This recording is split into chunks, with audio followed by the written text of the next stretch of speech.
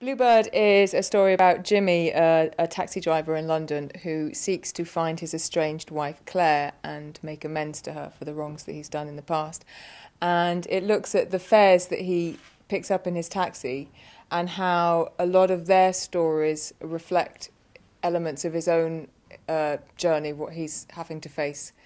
So it's really about humanity. It's about love and the loss of love.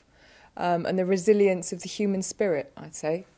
It's written by Simon Stevens, who wrote The Curious Incident of the Dog in the Night-Time. Yeah. It's probably the best piece of theatre I've ever seen, I think. And what he does so effectively is take a condition that not many people understand or know about, and by the end of it, you really absolutely understand where this guy with autism is coming from. Right. So are the characters in this sort of revealed in the same way? Does he take odd or different personalities and make you understand them? I think I mean, there's a lot of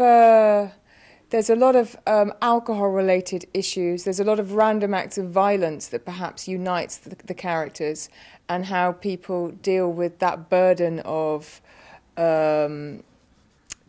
grief grief, I suppose, and how they deal with random acts of violence. So I suppose, if anything, that sews the characters together. He does seem to understand people. He does understand people amazingly well, and to me that is what spoke to me so strongly. And I think anyone that has got involved, and we've been reading different plays of his, that is the thing. It's like all his characters come so alive from the heart. You know, it's like you can identify. People can identify with them. You have a road in. You understand them, which is amazing. And they're all in the back of this rather ropey Bluebird, hence the name. Bluebird, Nissan? Bluebird, yes. I mean, hopefully a real car would not be quite as ropey as this.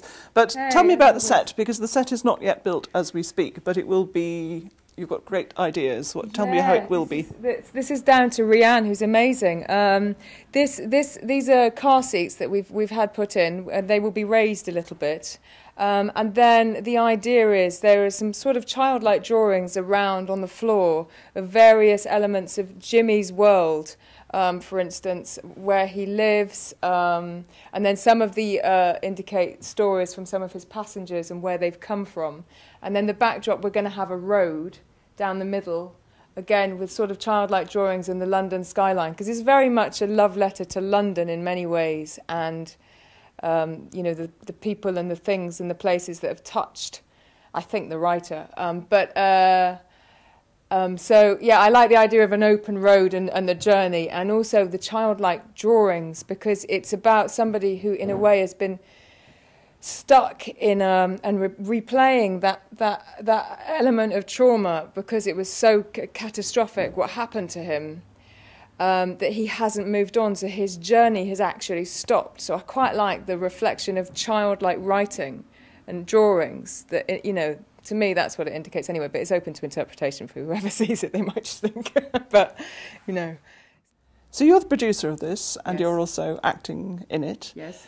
You got into acting in quite an interesting way, I believe. Well, I did bluff my way into an agent books first off. Which I'm very grateful for. And then I had an audition and I got the job. And that job was 3 days in bed with Robert Downey Jr., which was slightly intimidating, if I'm honest. Nice work if you can get it, I think. Nice work if you can get it, yeah. Yeah, I wasn't the only one in bed with him, actually. There was another girl as well. But, yeah, it was on the set of Restoration, which was a massive film at the time. Meg Ryan was in it, and Hugh Grant was in it, Sam Neill was in it, and Polly Walker. And I just remember looking at the set. The set was huge.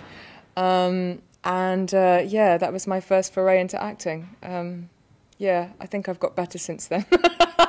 And do you prefer to keep your clothes on there? I do. Yes, I do. It's very important, yeah. When you're young, you say yes to all sorts of things for the experience, don't you? But, yeah, when you get a bit older, you realise the experience. You play the tape forward and you say no.